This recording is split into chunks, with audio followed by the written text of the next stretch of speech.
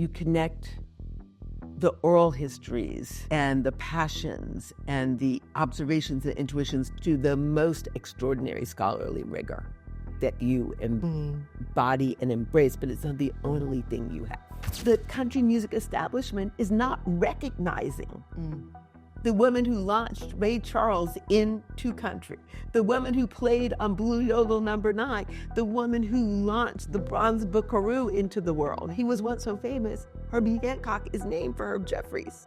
But that's the work that you uniquely are doing, are getting you close of providing the intellectual archive receipts of our presence throughout the Western canon. I realize that success is a moment, but what we're always celebrating is creativity and mastery. Harvard professor of art history and architecture, and the author of the groundbreaking, you can tell this resume here is going, the groundbreaking book, The Rise, Creativity, the Gift of Failure and the Search for Mastery. Hi, I'm Alice Randall. I'm a novelist and writer in residence at Vanderbilt, so my research is manifest in sort of an unusual form, in the form of creating fiction, but that fiction is grounded in research. I felt that book, The Unseen Truth in particular, could land me in the witness protection program because of the level of excavation and exposure that I intended to provide in the through the archive. That footnotes are nearly 100 pages. It was really born of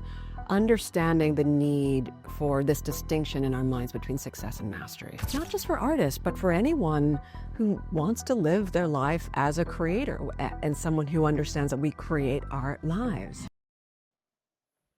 I am so thrilled because I want to introduce everyone to you as this is the brilliant younger sister I always imagined I would have. When I read her books, it is like, I feel like we connect across time with so many of the same passions to do. It is just extraordinary, from Pushkin to Emily Dickinson and so many other things. I know, it's wild, and such an honor to have you say that, because you, in my mind, have always been this brilliant older sister and didn't know that we'd have a chance to have this kind of an exchange. So this is just a thrill, really an honor. It was one of the great joys. And as I say, we've been talking about joy is radical. Yes. And it is joyful to be here with you. Yes. I mean, how rare to be able to walk into a conversation. We came into this space and radical joy was the first thing we talked about before we were even sipping our tea, coffee. So there's a kismet, about our energy. Absolutely. Yeah. Yeah. And one of the ones is this is the patchwork quilt. When I was seeing your most recent 2 books, I love the combination for me of words and images, but also biography and autobiography. And all together, you create this thing from the patchwork quilt that feels connected to what our great grandmothers are creating, their aesthetics. That you're very much a daughter of the Academy, Oxford, Harvard, all these places. But we also, I feel the roots in that, your grandparents' kitchen. And I always say that I learned more about aesthetics from my grandmother's patchworking and her garden than I did at Harvard, and I learned a lot at Harvard. And but I love this quilting to truth. I was thinking about your metaphor of quilting in describing your forthcoming album, or maybe I shouldn't say it that way for the camera, but for your most recent album, and this image of you sleeping under your grandmother's patchwork quilt made from her party dresses, and then describing your songs as each their own party, right? Resonated because I do think of how we create as quilting, as also a way to retain a kind of knowing that's given to us from our ancestors, that's as powerful as knowledge, right, that we get in the academy, so-called. So quilting is definitely the heart of how I wrote The Rise, The Unseen Truth, and continue to think about practice, So we had that in common too. And it's rare to see because a lot of people choose a route, and you, I mean, as a writer and as novelist, writer and songwriter and food activist, you quilt really the world, right? Because our great artifact is our own lives, right? And I think when I thought about the grandmother, one of the things that her quilt, the pallet that I used to sleep on, was made from her old party dresses. And she really emphasized that part. But when I looked as a grown woman in my 60s, thinking about that, what it would be like whether she's making those dresses in Selma, Alabama in the 20s or buying them in a store, it would have been very difficult, very painful. Lots of negative things would have happened buying that material, being asked to be at the back of the line, the difficulties of getting the money for it. But she chose to share with me the part of the story of what it wasn't perfect, but what she masterfully created.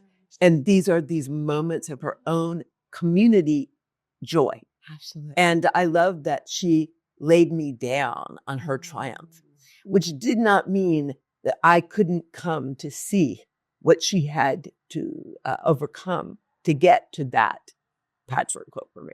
You make me just want to tear up here. Laid me down on her triumph. God. I haven't shared this before, but you're making me think of what animates so much of the creative work I do and hope to continue to do.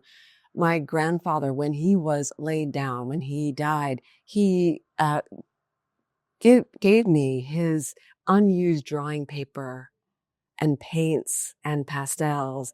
And I, as a young girl, didn't really understand the power of that unfinished blank page because it was faded, and I thought, well, but quickly realized, my God, he is giving me the tools of what for him were his triumph. He was expelled from high school in New York City in 1926. So around the same time, right? Your grandmother would have been quilting, creating, because he wanted to know where we were in the textbooks. He didn't accept the answer that the teacher gave him that, Black Americans had done nothing to merit inclusion. He wanted to know what the whole world was. And he refused to stop asking that question. And he was expelled for his so-called impertinence. But he became an artist and he became a jazz musician. He played backup with Count Basie. And I just learned not only Duke Ellington, but Billie Holiday. He went on tour with her. I didn't even. And that for him was the triumph, the ability to create for himself what he knew he should have been able to find in those textbooks, through those paints, through those images that I grew up seeing, but didn't see as political acts. I saw as creative acts. I then understood work through that gift when he died. Was him saying to me, you can continue. He was giving you space. He was giving me space. And imagining that you would have more space than he had as he had navigated worlds. That's right. It's really, my father never went to school until he went to high school. Really? Because that grandmother my father was born in 1929. So when your grandfather was navigating this war on education, that she would not let her children go to school at Alabama because she said that they beat the Black kids so bad. And so they were able to resist sending them to school. So my father never and my grandparents, neither of them could read or write. My grandmother learned a little. But it was funny that when my father arrived in Detroit and went to Miller High School in Black Bottom, he fell in love with Shakespeare immediately. And that seemed so odd from someone that never had a pair of shoes at 13. Yeah. And I said, why? He said, it sounded a lot like the King James Bible to me. And so what he had learned to read and write in the churches. And he had learned hearing different preachers preach the same text differently. That's how he learned to integrate text and interrogate text. Yes. And I loved it. So I remind my daughter, it's a third generation Shakespeare scholar, that my father was the first one. And he ended up learning whole Shakespeare plays by heart. My father never finished, but I think one semester at college, he went down to Atlanta and was at Morris Brown. But he said he could not be back in segregation. He could not be back in Jim Crow. He said, I've been dry. And he went back into business with his father up in Detroit. But he continued this voracious life of reading and introduced me to Pushkin and Shakespeare that he loved and knew so well from, and the Black newspapers, the Michigan Chronicle. And so I had a very unusual reading life from childhood, mainly newspapers, Shakespeare, and some translated Pushkin.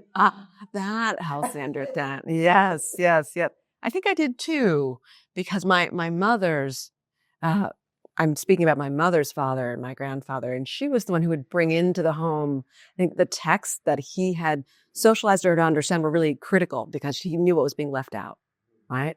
So we both have had that experience, right, of seeing and in our house knowing what was being silenced. Absolutely. And some of it being the people, my father rarely got angry at me, but I remember in kindergarten, I came home and said it was Thanksgiving, so I had only been in school a few months. And suddenly, I did not know the alphabet. I was one of the only kids in my kindergarten class that didn't know the alphabet, the ABCs, because I could already read. And so when they're saying the letters came in some order, I said, no, cat comes first, and this one, and then another one, zoo, the Z. Like, what is this? The Z comes first. But but when I came home and told my father that the Columbus had discovered America, you would have thought that I said I did not love my grandmother. He was so angry at me for saying why was I calling this a discovery? Yes. That when did I know that he used the word Indian at that point, that Indians were there, that discovered for who? And he really was very passionate in his desire for me to critique what was being told to me by the authorities, and that it was a complete failure that I had that. My grandfather placed that same impulse in me. I know when I went to college, we both went to Harvard. I was studying I was studying art history, or trying to, and then learning in these sweeping overview classes about so-called masters in the canon. And I wondered, why they were leaving out Kerouac, or why at the time. And that sense of having validated, in my young life, through my grandfather, the fact that what I saw was missing mattered, right? Paved the way for the work to come. And my initials, SEL, are meant to honor him. Shout out Emmanuel Lee, So. Well, it's funny. One of the things, and one of the reasons I have to use actually the word adore. I adore your work, is because you connect the oral histories and the passions and the observations and intuitions to the most extraordinary scholarly rigor that you embody and embrace, but it's not the only thing you have. And it coexists. And one of the things that I've been slow to close this gap, but what I love about My Black Country for me, and this is a twilight for me. I'm 60, I'm about to be 66, but I'm also like 6 or 7 years out of aggressive breast cancer. Yeah. That's the one that's really common with a lot of Black women. So I have a sense of being in a happy evening of life that feels very satisfying. And one of the reasons it feels so satisfying is when I was a little girl in Detroit, one of the things I knew from my Detroit world, you talk about Count Basie, was that Lil Hardin played on that big hillbilly hit, or what my father probably called Peckerwood hit back then. And I remember working on the Kim Burns documentary, and Bill C. Malone, who's considered the classic scholar of country music out of University of Texas, he just resisted this information that Lil Hardin was alive when I was a child. My father had knew Lil Hardin. Yeah. And Louis Armstrong is moving through this world. These people literally knew they had played on this #1 million selling record in 1930. Yeah. So you'd have to believe they were liars, but how do you document it? And it's so interesting that one scholar found the sheet music in I think an archive in New Orleans, with Jimmy Rogers in his own hand, it said, and Louis' wife Lil played piano. And I found, using YouTube, the old Johnny Cash show that I remembered vaguely, but then Doc found, in which Johnny Cash interviews Louis Armstrong, and they even recalled the specific date of the recording in Los Angeles. And so what's interesting is that finally Bill C. Malone had to admit, I was right. But it was so late that in the Kim Burns documentary, they only would include Louis Armstrong because they said in the time they had to tell the story, nobody would believe it. But I said, well, does it make it more likely or less likely that we do not include it the next time we want to tell it? And how Lil, who was this great woman in jazz, born in Memphis, she played on every bar a Blue Yodel No. 9 that most people agree is the most iconic and important country single of all time, that all the rest derive from it. And at the beginning is a Black woman. But what's wild to me is this was commonly known in Black show business Detroit because, of course, Lil Hardin talked about it. Of course, she talked about Herb Jeffries, who she discovered in Detroit. They sent up to Earl Father Hines, and he starts making the Bronze Buckaroo movies a few years later because Louis and Lil have told him about what they did in country. 59, Ray Charles has a #1 on Lil's Just for a Thrill. A couple years later, he's making modern sounds in country and Western music. And up until now, the country music establishment is not recognizing the woman who launched Ray Charles into country, the woman who played on Blue Yodel #9, the woman who launched the Bronze Buckaroo into the world. He was once so famous, Herbie Hancock is named for Herb Jeffries. But that's the work that you uniquely are doing, are getting Euclid's of providing the intellectual archive receipts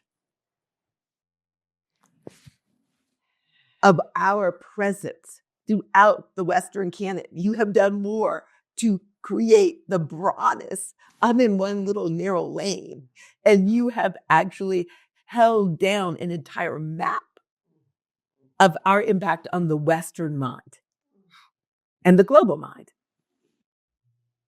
Ms. Randall, thank you in ways that go beyond verbal description. I felt that book, The Unseen Truth in particular, could land me in the witness protection program because of the level of excavation and exposure that I intended to provide in through the archive. That footnotes are nearly 100 pages to dramatize this for those who are listening who haven't read.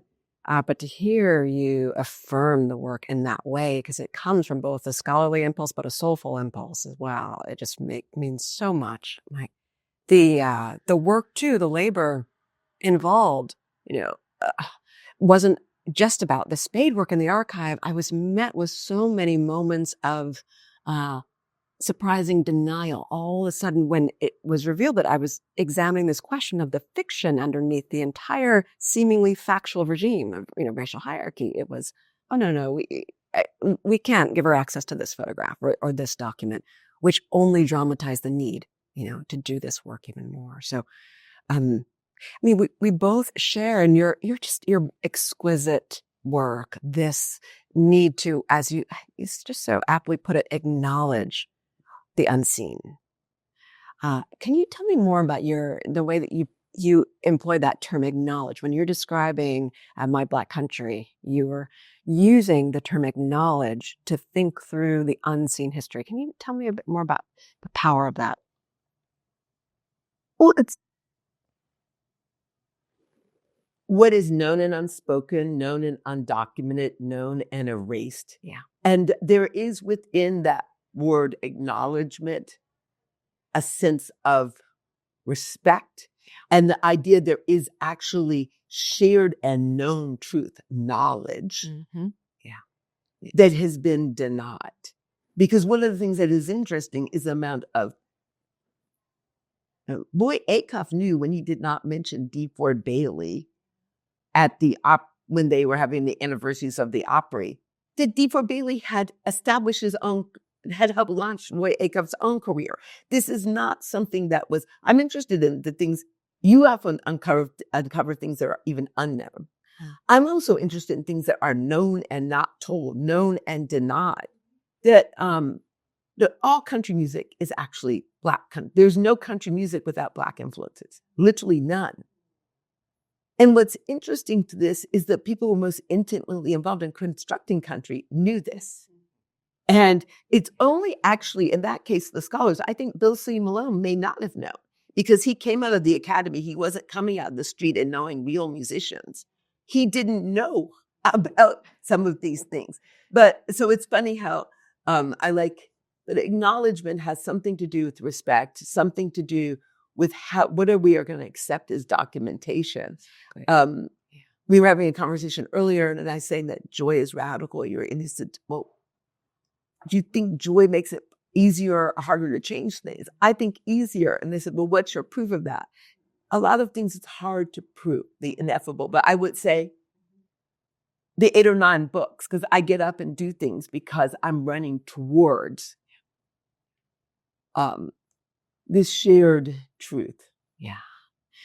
You have to have an affirmative platform on which to stand. I was teaching for a little bit at Yale School of Art, and at the time, there was a symposium about like negation, right? And I laugh thinking about it now because the title was very, deeply academic and the kind of thing you read out loud to, your mom or grandma, and they kind of laugh at it. But I remember it so vividly because in the studio with the artist, we were talking about how difficult it is to rest your work on critique alone. You have to find a way to believe with conviction in what it is that you have to say that's affirmative. And that gets close to, and is a form of a kind of joy, right? And I love and I love if you share with listeners who haven't had a chance to read, parsing this difference that I think is so significant between mastery and perfection and this ongoing process of creation. Can you talk a little bit about? Yeah, sure. No, this idea of mastery is at the heart of the first book I wrote, The Rise. And that book, which came out in 2014 and did work, or 15, that I didn't expect in the world, was really born of understanding the need for this distinction in our minds between success and mastery. Mm-hmm. Not just for artists, but for anyone who wants to live their life as a creator and someone who understands that we create our lives. I think the training I had as a young girl really focused me on the idea of achievement and success. And as I began to work in the arts, I realized that in fact, what propels the journey is what I would call the near win, right? The unfinished, what actually still stays with you as propulsion, giving you giving you fuel for the next attempt. And it made in the book. So I distinguish between success and mastery because mastery is the journey of the creative who knows that the journey is always unfinished. And that's not just in the lifespan we have, but from generation to generation. Where, I mean, George Kluber has this idea of sort of prime objects, these kind of central questions that we engage with from age to age. So there's still this inbuilt sense of the unfinished that we don't often talk about, even there too. And that unfolding. And that is an unfolding. The unfolding. I think at the end, I talk about we make art like we make a bed every day. And we make a bed like we make, we make singing like we make a bed every day. Yeah. And we make art like we make singing. And that is how, for me, that sometimes what is too hard to bear becomes beauty that makes the hard bearable. But that process has to be created every day. That's right. And part of the detonation of the book, I mean, it surprised me, the response to it. It's been translated in all these languages. But the interest in the mastery concept was gratifying because it was a kind of radical way to think about the creative process at the time, especially as it relates to race, frankly. I think a lot of people wonder, well, how's she going to talk about mastery, this young Black woman? But the idea there, too, that detonated was that the many works we consider to be classics, iconic, in fact, are near wins in the mind's eye of the creator. So I'm sure a lot of songs are this way, too. And the work I know in terms of visual culture, anyone who's listening who's seen a Paul Cézanne painting likely is looking at a near win because he didn't sign 90% of his paintings because he thought they were failures, right? So, and that propels the journey. Franz Kafka, same thing. William Faulkner, same thing. So there's a myth that it's probably mythological, but they say, how do you pick a surgeon to train to be a surgeon? And I remember hearing this story. It was ask someone to think of 3 mistakes they made last week. And then, or think of a mistake, then another mistake, and another. And the great surgeon is one who can think of 3 or more. And about the thing that's most important, because people who really care deeply, I would love to re-edit all my sons. And it's very interesting. I think that it is always the process. It's always the next one. You mentioned earlier an interview I'd done. I never look at those things because I'm on to the next thing. In my own house, in the apartment I live in now, which is not my daughter lives in the house that I raised her in with 10,000 books. No one can move out of that house because there's too many books to move out.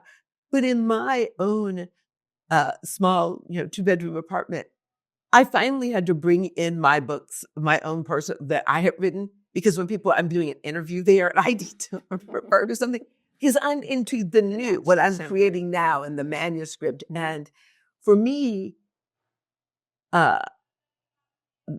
I am at 27, 32 drafts, of a manuscript and that whole process, I know success is a matter for me of failing at higher and higher levels. In embracing the uprising. But I think that your book, The Rise, in this current political moment, is something I suggest that people go to for a variety of reasons, but most keenly because I think it's a time for us to embrace our own lives as works of audacious art.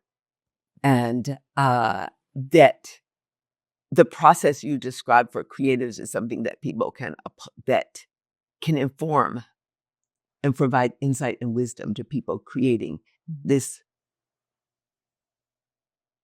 I think the only way forward right now is to self-medicate with art, both to bring in art that already exists and to embrace this moment. It's not reason that we can't abandon reason and strategy and analysis, but we need inspiration. We need radical new paths forward because we have had, there's been radical, unpredictable, negative forces coming in.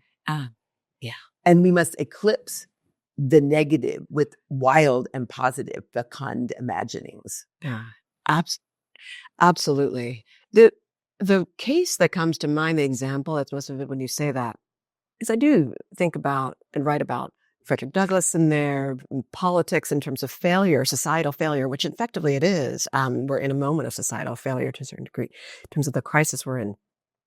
Is actually a figure you might not expect me to say, Ben Saunders. There's an Arctic explorer, I write about it in this chapter on surrender, which is another way to also engage with the idea of mastery.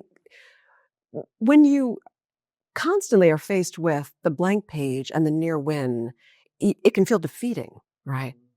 And so the question is, how do you remain in a state of that radical joy in order to propel yourself forward? Surrender is key for that, which isn't giving up, but giving over to a larger condition, and then to harness the power you have to focus on what is meant for you. Ben Saunders is such a powerful, for me, example of that. He is a polar explorer, one of the only people in the world to have trudged to the North Pole and back on foot solo, South Pole as well. And I interviewed him for over the course of 2 years because I wanted to understand where his strength came from. And if you put your mind's eye on the North Pole, this is sub 50-degree temperatures, trudging a sledge on his back that was, over 200 pounds. And it's the size of the United States, but, depopulated. So mentally, all of these things, I wanted to know where it came from, what his training was like, what he did, how he overcame failure. And this is the kicker. When he would sleep at the end of a day, the ice sheets often would move in a way that would erase the gains from the day before. And he said, I can't think of another word that's better than surrender. Because in those moments, he had to focus himself on what he only could control. There's no point in getting upset at the ice moving. What are you going to do? We are in this condition politically. What are we going to do? We haven't. I think now in terms of generation time, right? Those ice sheets move. The weather is one thing, but you have to think about the climate, right, of the era, and then harness the energy you need to consider how you, as a creative, we all are creatives, are built, right, for the moment. And to only get that inch. A simple thing I would say on one side is that the world is divided between those people who get knocked down one more time than they get up, and those people who get up one more time and they get knocked down, because we are constantly being knocked down. And that idea, get it or die trying, like that is, and enjoy that surrender. That the triumph is, I will die trying. I can't define whether I'm going to get it or not. Right. And then sometimes you find you get it. You get that balance. That. I want to ask this in the context of what we're also celebrating here today, My Black Country, and your album and memoir. I read that you stopped writing songs in 1994. I might have the date wrong. That's true. That's right. So in the context of this idea of surrender, how do you see this moment of what I see as triumph? Are they connected? Take a In 1994, I had my biggest song. It's turned out to be 30 years later. It is considered a country classic, and it's a top recurrent song.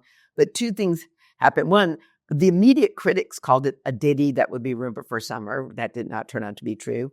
It has the words of Aretha Franklin and Patsy Cline in it. I live to hear Aretha say how much she enjoyed. She said, "How does it feel to write a classic?" But more importantly, oddly, I did a very stupid thing around the time, right in the immediate aftermath of that song. I took a meeting, and a woman executive said to me, "My contract is coming up. Everyone thinks you'll go to another company because you're so successful right now. Will you just sign an extension on your contract? This changes nothing. Just sign the extension so I can go into my board and say, I've gotten this." And I signed it, and I was signing away. I said, "But I need to have a lawyer review it." And she said, "It doesn't do anything but extend the contract." I signed away the royalties to that, my biggest song. Something no one would have done. But I did something I did not read that contract. I knew I should have.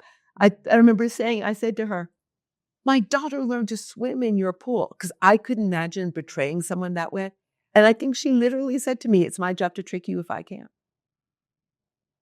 And I knew what I could do since I signed a contract. I could never write another song for them. And I did not write. And out of that rose The Wind Done Gone, which was huge, that I literally pivoted.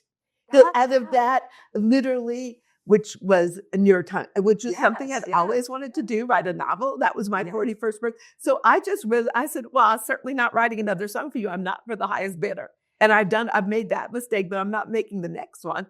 And so what was wild is, and then I've had this life that I loved writing The Wind Done Gone, which is, someone has said the literary equivalent of Prissy slapping Scarlet back, documenting how Black women, including my grandmother, read Gone with the Wind, then doing Pushkin and the Queen of Spades from I read Pushkin, writing about that, writing Rebel Yell about a Black spy family that I may have ever been part of, and then Ada's Rules About the Weight, and then Black Bottom Saints, which brought me close to my home roots. So one, that great failure of being robbed of probably effectively over $1 million, it was the making of it liberated me into writing the novels I wanted to write since I was writing my thesis on mothers and daughters and the novels of Jane Austen, but never got to. My God. But then pivot back to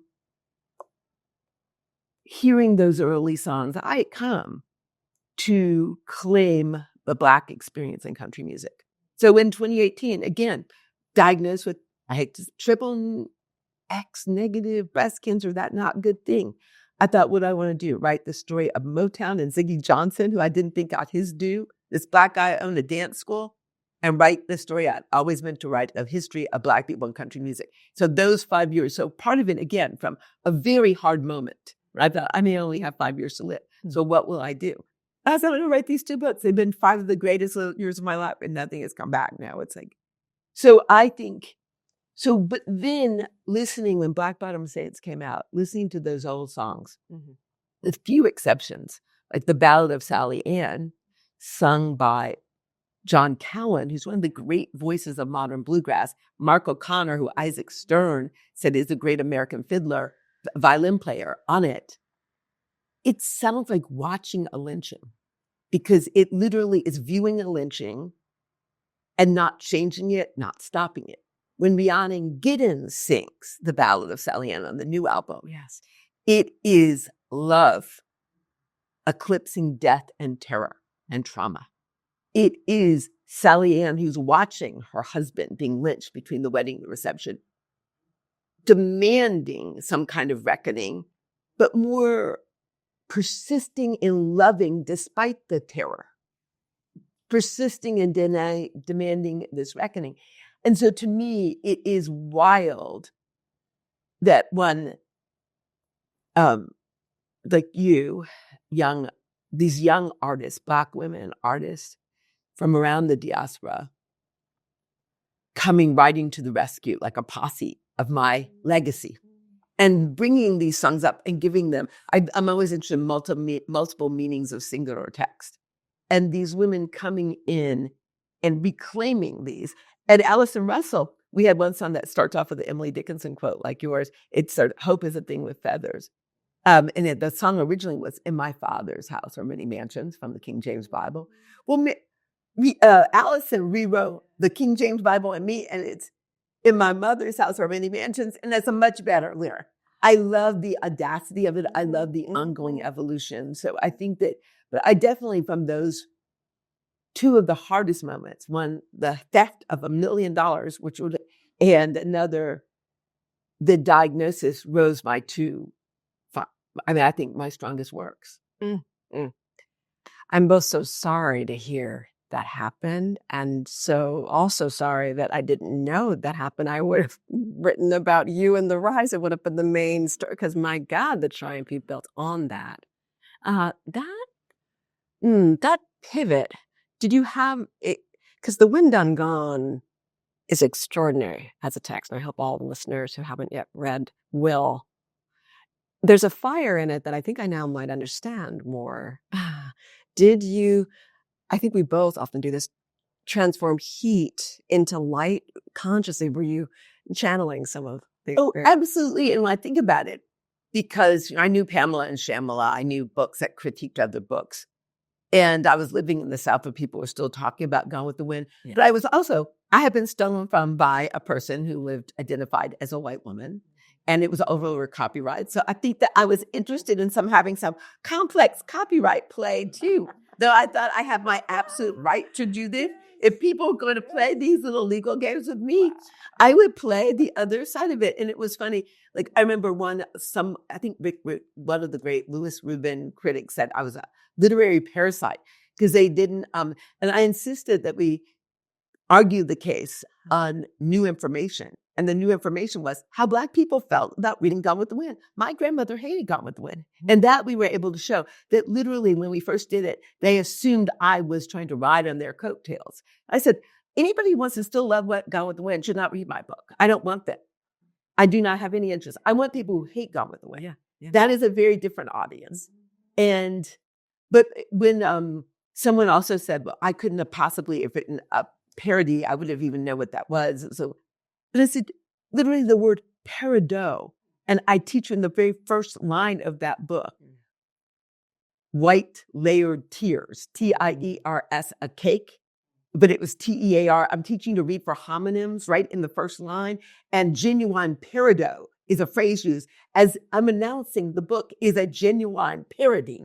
But everyone, the phrase genuine peridot, I even have it in translation. She says, in first line, I have 28 years. That's a translation from the French. No one in English says, I have 28 years. So the text is telling you to read for translations, read for homonyms, read for this language play. Now, a lot of people underestimated what I might have been doing in that book, and then some people got it.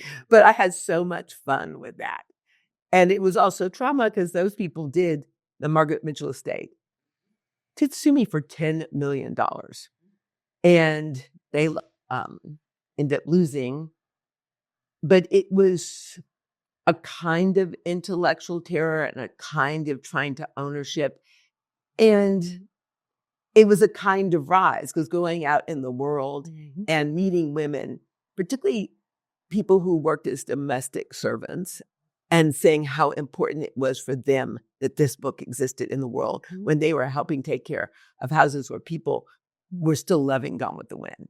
And so that was always important to me. I've always insisted on audiobooks, and particularly that first one, and I read them myself because I am interested in people who can't read. And people forget that there are people today that can't read. Right? And my grandmother and my grandfather couldn't read and write at all. My grandmother could read a little bit, self-taught. So I wanted to make sure that those ladies, those people could get it. Oh, my God. So I love talking with you, learning from you, being nourished by this conversation. I think one of the things that also unites our work is our care for audience in the broadest possible sense in ways that I don't often consider, the public-facing nature of the work. I think whether it's teaching at Harvard, giving a talk, I want to make sure my grandfather can be right there with me and understand. everything that's happening in the discourse. You have this anecdote, at least I've heard, that made me think of this idea of audience when you were not yet in process of writing The Wind Done Gone, but were on a panel about Gone with the Wind. A friend of yours or someone you knew was upset to learn that you would be on the panel. Is there an assumption in there? And I said, but you don't know what I'm going to say. Exactly. No, literally that friend. And that was such a funny, I was invited to, it was a character in costume in Gone with the Wind was what they had called it. And they were concerned with literal fabric untruths in Gone with the Wind, the movie. I said, well, what about, where are all the mulattoes on Tara? Like, what about all these other bigger untruths? And so I thought I did think this book was needed and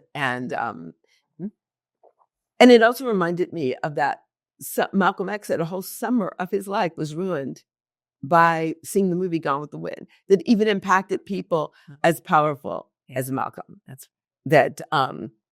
Yeah. I'm just thinking how language, images. Can you talk a little bit about how you talk about how images train us to create this construct of this false constructs of race? Yeah, we're reading each other's minds. That's where I was going to go next. I think what's central for both of us is this question, whether for you it's in music or writing. For me, it's often writing and images. Is when are we going to give up the lie? When are we going to give up the lie? And that there's any basis for this idea of anyone being better than anyone else based on the idea of race, color, and so on. What I claim, what I believe, what I know history tells us is that we do so when we take seriously the work of culture, largely images that have produced these narratives that transform fictions into fact. The only way to convince people of a lie is to surround them with this so-called evidence of it. And to do that, you need to fabricate, you need to create, you need to construct a world, often based on images and narratives of other kinds, that legitimate it. In country music, there was this really famous early country band, and they had won pictures of them out, and it was these three white guys, except for the guy in the middle was not the musician, it was the manager, because the real person was a Black person. And I won't even show that photograph. I won't even call the name of that, because these images of all white people, when in fact we now know that there were hundreds of recordings prior to 1932, but there weren't hundreds of photographs of those who recorded them. They created there are lots of photographs, but they created photographs of all white bands when they weren't. So Frederick Douglass first understood this idea.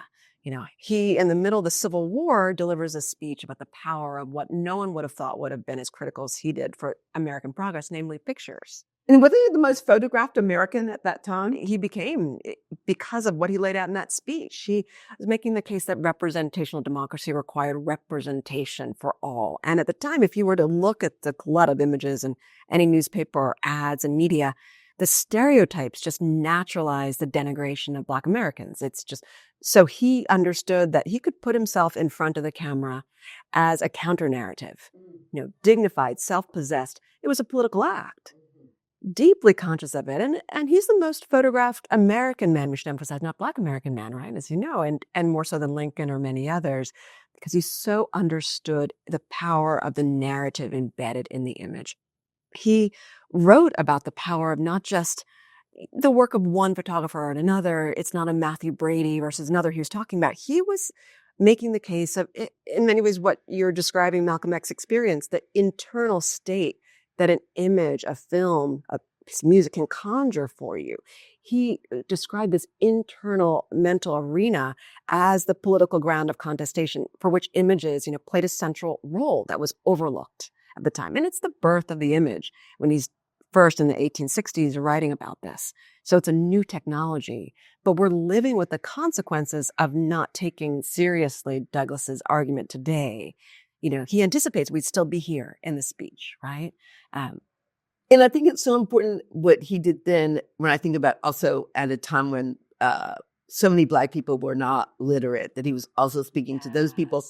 But I think that this issue of representation, when I think about you, and I think about me, and I think about the reading Black child, and how few documentations there are of Black children creating, imagining, reading. And that imagery, there is not a lot of that. And there's so much in all kinds of varieties into the modern moment of the pickaninny Black child, the funny, small Black child. But this reading, imagining, art creating Black child, which we all know exists. Yeah. These Black children who are entering into these imaginary worlds, they're so undocumented. The image that went viral from the White House photographer Pete Souza, I think centralizes that idea. I think many listening, and you probably know it, will call it to mind. It's of a young boy, 5 years old, Black boy, with his parents in the Oval Office with President Obama, and his brother's there too. And Jacob Philadelphia is his name. And he's leaning down, or the president, to touch the young boy's head, because the young boy just has one question of the president. He wants to know, is my hair texture really the same as yours? And in that moment, you can see that his sense of the possible is exploding, expanding. He believes now that he could be the president. But what narratives has he been surrounded by, right? What has he not been able to read or seen that gave him a sense that his dreams, that his imagination was valid, And it became a crown in that moment. And so I have a fun thing that Du Bois, the Brownie book. Yes. I think we need to bring that back forward in the current political moment. I think that's so true. I think that it would be, because that's a great idea. And it also had so much beautiful physical imagery. It did. That was a place for a few years. Yes. We were showing, and he even put, sometimes I think there were lynching photos. Both the beauty and the terror and trauma, all within the pages, not too much for the child. Yeah. There's this, in the archive, I found this anecdote of, in Woodrow Wilson's administration, there were a few Black clerks working. One of them was a early unsung hero of the civil rights movement, and at Swan Marshall Kendrick. And he would spend time writing to different publishers, asking them to take the racial epithets out of these children's books. Mother Goose rhymes. He wrote to the publisher saying, how dare you have, the N-word in there? It's just so stunned. My wife and I were trying to read this to her, and we forget how they coexisted, right? All the caricatures with what you would expect to be places of imagination, possibility. So bringing back the Browning book, finding a way to make sure we're educating with a sense of what we've overcome in the current day, I think is just brilliant. And for everyone to read it, it's we are in a complicated time, and some of the work has to be supporting our youngest citizens. That's right. And and just 2 days ago, we've had yesterday, an executive order come down to ensure that we salute American greatness, right? And I would argue that what we're describing is one of the finest ways to do exactly that. I agree with that. And I think celebrating how Black country music is a great way. How much George Jones owes to D. Ford, to Lil Hardin, I think those are things that we need to. Absolutely. Can you give us an example of one or two songs in which on the current album, in which there's a reimagining of country music or acknowledgement of the ground that always stood as its foundation through? I've heard enough interviews where you describe them, but I want to make sure our listeners get a sense. Well, one just of the simplest one that people may not know, that the banjo is an African instrument born in these Americas. That it is taking on traditions from the entire continent, north to south, east to west. Yes. And that in these Americas, that drawing from these different traditions, new Black Americans created this instrument with the gourds, the skins, and the strings. And so we have brilliant playing by Rhiannon Giddens, by Layla McCullough, reclaiming the banjo. Yeah. And there is another place, something that's reimagining on the Ballad of Sally Ann. We put horns on that. Now, part of that is there's a horn on Blue Yodel No. 9, which will remind us that Louis Armstrong played on that. But it's also to remind us that lynching went on into the 1950s. Emmett Till was lynched as well as drugged on the road. And when the original song sounded old-timey, it lets people think that lynching is something that ended in 1910. But in fact, lynching continued. So that was a part of the reimagining. Another thing that is part, we center cowboy songs that connect cowboys from the 19th and 18th century to the early 20th century and the drug wars of the 80s, but also remind us that 20 to 30% of all cowboys were Black and brown. Some of them were also Spanish speaking. We include some of that language. And those are documented facts. We have very good photo evidence of this. We have very good archival evidence. Country used to be called country and Western. And Thorpe, who I think out of Princeton, when he first collected in the teens cowboy songs from a cowboy camp, I found in a magazine from 1940, the last thing he published, the first cowboy camp Thorpe came across was a Black cowboy camp. He was collecting from Black and brown cowboys, but that has gotten erased. That has gotten sanitized. And it was funny when you mentioned this issue of the word nigger. I was thinking about My Bondage, My Freedom, which we both write about. Yeah. But that is the second autobiography. And in that second autobiography, Frederick Douglass talks about how right before Christmas, the year he stole away to freedom, he heard this entire song and he puts a song lyric in his book. And and it ends, it's good enough for nigger. Well, that song, parts of that song's appear in the Bob Wills classic, Take Me Back to Tulsa. And the people who own that copyright acknowledge that. But not only does it include 2 lines that I can show are in the Frederick Douglass autobiography, it includes Archer and Greenwood. These are streets of the Black neighborhood of Tulsa, which shows that this song had continued evolving in the Black community. It's actually where the Tulsa Massacre, there's streets in there, and they're in the Bob Wills classic. This is actually, this iconic country song is a Black country song that dates back to the 19th century that gets revised in the early 20th century before it is appearing as a Bob Wills classic. Isn't that what? Hiding in plain sight. This example is one more that gives me confidence that this argument is correct. I think culture, song, imagery, monuments are the main vehicle for anything like a Truth and Reconciliation Commission in the United States. You know, when you think about the erasure of the Tulsa Massacre, when you think about just last year, you know, Kristen Clark and the incredible team at the DOJ, they're releasing finally a report over 100 years later. You realize that it wasn't only law and norms that allowed for any kind of restitution or acknowledgement. It was the work of culture. It was, in fact, creating enough to allow people to shine a spotlight on what had been erased.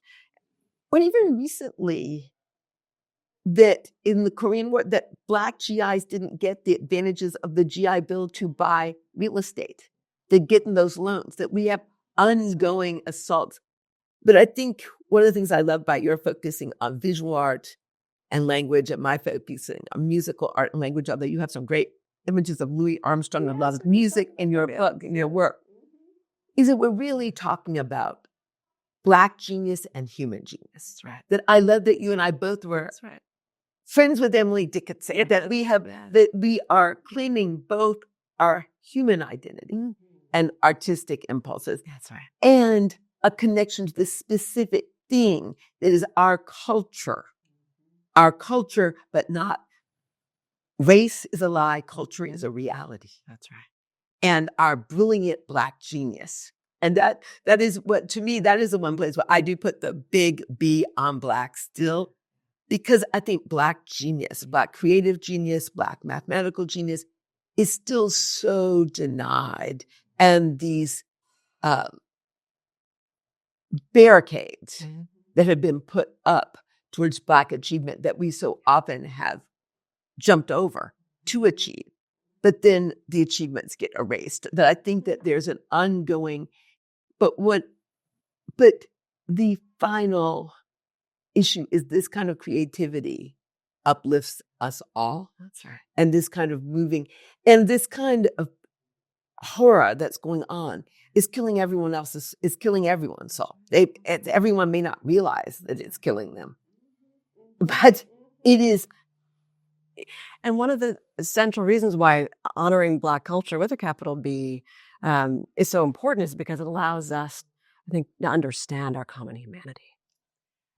Writing about Louis Armstrong, for me, was born of that reason. When he's playing in the Driscoll Hotel in 1931, hotel that I visited because of just this anecdote, he lets that young boy, Charles Black Jr., understand that segregation is wrong, just because he recognizes that genius coming out of his horn and realizes there's no law that tells him segregation is wrong in 1931. He just knows it because of that musical genius. And that boy goes on to become one of the Supreme Court case lawyers for Brown v. Board of Education to help outlaw segregation. And he teaches every year at Yale and Columbia, and he honors Louis Armstrong through this listening night because that was the vehicle for him. It was the power of culture that got him to see who we all are to each other, you know.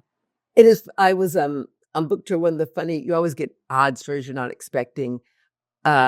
Kansas City is a place that was very important to Charlie Pride, but I could not find much documentation that he had ever performed there. There's the Negro Leagues Museum there, and he was very important to that, that was important to him. But I finally was able to document some of his secret performances there. But coming out of that was a older white male lawyer who said that his father, the first time he ever saw his father call a Black man Mr. and shake hands with him was when he met Charlie Pride shortly after. Because he loved country music and he understood this man was a master of country, of the folk, that this was exquisite. It was not deniable. He wanted to shake his hand. And so I do think that art has a capacity for eclipsing expectations at times, shocking people with the new or the exquisite, and it will shake them out of these false ideas of Black inferiority. That's right. That's right. I have been vibrating with excitement to speak to you today.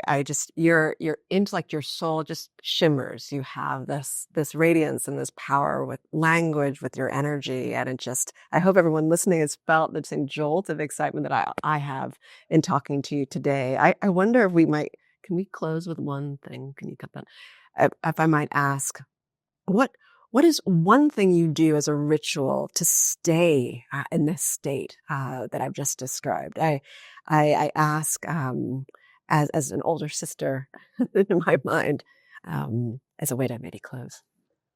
Well, it's something I do at the end of the day, particularly in these hard times. I love getting in my bathtub with hot water and Epsom salts from the old folks. And new, I bring the lavender from the new. I bring the Epsom salts from way back that my grandmother they had. And I turn off all the lights in my tub. It may be very unsafe. People should not do it. And I play a book that I love from the 19th century off my phone from the sink. And I get in the hot water and the lavender and the Epsom salts. And I just float. I emerge in someone else's text that I love. Sometimes I did a whole bunch of Zola recently, sometimes African American, but not from this century. I want to time travel back. And that is what I do. It is so reviving. I rise up, I take a shower afterwards, and I rise up clean. And with that, we have the way to learn how to float, how to rise. Thank you, thank you, thank you. Thank you for being an extraordinary beacon of life. I love your embodied Afrofuturism. This you are there, but in the American future. And thank you for claiming a very simple. You are global, and you are a best of what this country offers. And I love the exquisiteness of your insights, both the passion and the calm. I love how you braid passion and calm. We see each other. And I just adore you in it, that brilliance and that beauty. Just as if you all can see this shiny, well, you can see that shining smile.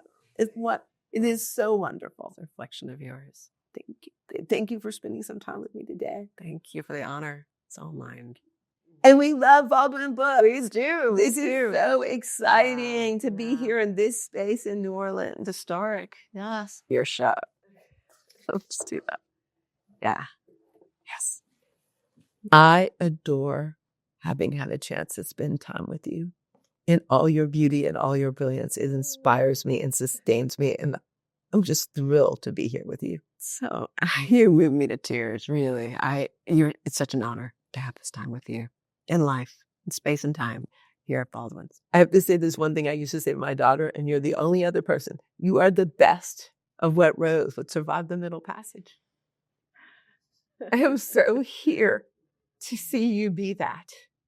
And the best that's ever been born. My God. So What a blessing. Thank you. so good to be here with you. Thank you. Thank you too. Thank you. Get on.